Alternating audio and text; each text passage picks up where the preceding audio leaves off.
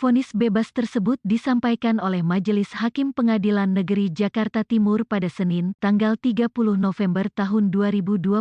Dalam putusannya, selain dibebaskan dari tuduhan, Putra Siregar juga tidak dikenai sanksi administratif berupa denda senilai maksimal 5 miliar rupiah sebagaimana tuntutan Jaksa Penuntut Umum (JPU) berdasarkan Pasal 103 UU Nomor 17 Tahun 2006. Selain itu, barang sitaan milik Putra Siregar berupa 190 ponsel bekas, rumah, dan uang tunai senilai 500 juta rupiah juga dikembalikan. Untuk diketahui, petugas Bea Cukai mulai mengungkap dugaan penyelundupan ponsel-ponsel ilegal oleh PS Store sejak tahun 2017. Namun, Putra Siregar dicinduk oleh Bea Cukai pada Juli tahun 2020 ini. Bagaimana prosesnya? Berawal dari laporan masyarakat, Bea Cukai mulai melakukan penyelidikan pada 2017 lalu. Kala itu, pihak Bea Cukai menyelidiki toko PS Store yang berlokasi di Jalan Raya Condet, Jakarta Timur. Saat ditelusuri lebih lanjut, ponsel yang diduga ilegal tersebut juga ditemukan di toko PS Store yang berada di Depok dan Tangerang. Kemudian pada 2019, Kanwil Bea Cukai Jakarta berkoordinasi dengan Kejaksaan Negeri Jakarta Timur dan berkas dinyatakan lengkap. Panjangnya proses hukum itu mengundang pertanyaan sejumlah pihak. Kepala Seksi Bimbingan Kepatuhan dan Kehumasan Kantor Wilayah Bea Cukai Jakarta, Riki M. Hanafi, mengatakan bahwa panjangnya proses hukum tersebut disebabkan Bea Cukai mengedepankan asas praduga tak bersalah. Setelah melalui proses penyidikan, Putra Siregar pun ditetapkan sebagai tersangka, namun tidak ditahan. Pada Kamis, tanggal 23 Juli tahun 2020,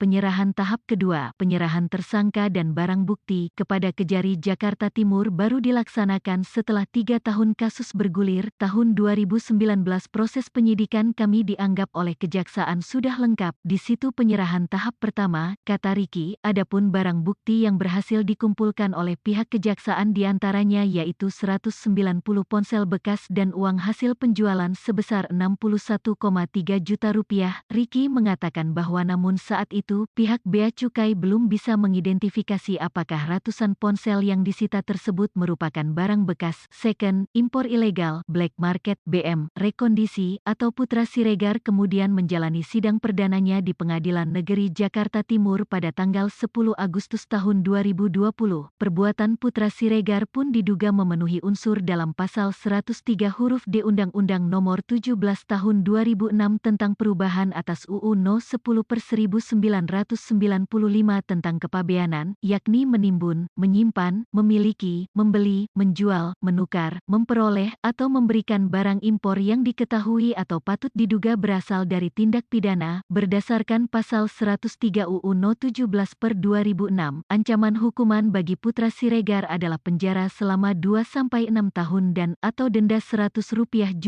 miliar.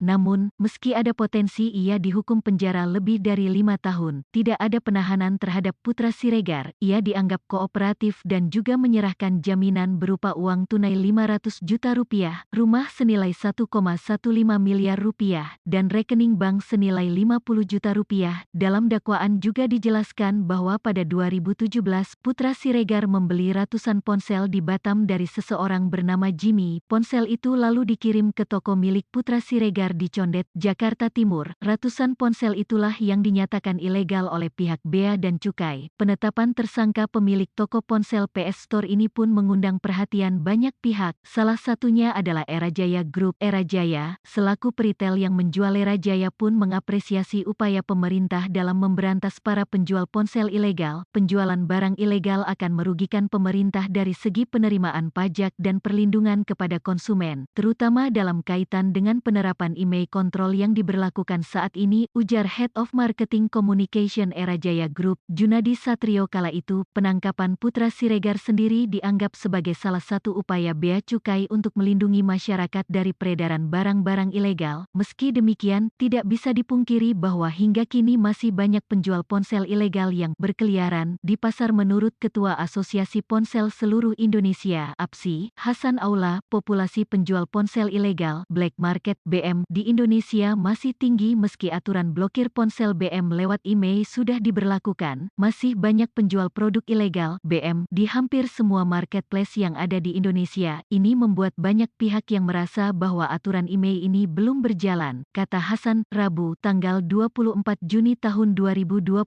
Menyangkut kasus penjualan ponsel ilegal, Ricky juga mengimbau para pelaku usaha, terutama penjual smartphone, untuk melakukan kegiatan jual beli dengan cara yang sehat dan sesuai aturan. Ricky juga mengimbau masyarakat untuk selalu waspada dan tidak terpengaruh dengan tawaran yang menjanjikan harga murah, sebab barang tersebut bisa saja merupakan produk ilegal alias BM. Jangan termakan iming-iming harga murah, karena barang-barang ilegal sudah pasti tidak ada garansinya, kata Ricky. Kamis, tanggal 29 Juli tahun 2020, toko PS Store sampai saat ini masih terus beroperasi dengan normal. Begitu juga dengan akun Instagram @pst0re dan @store_Jakarta yang masih aktif mengunggah berbagai unggahan, seperti promo dan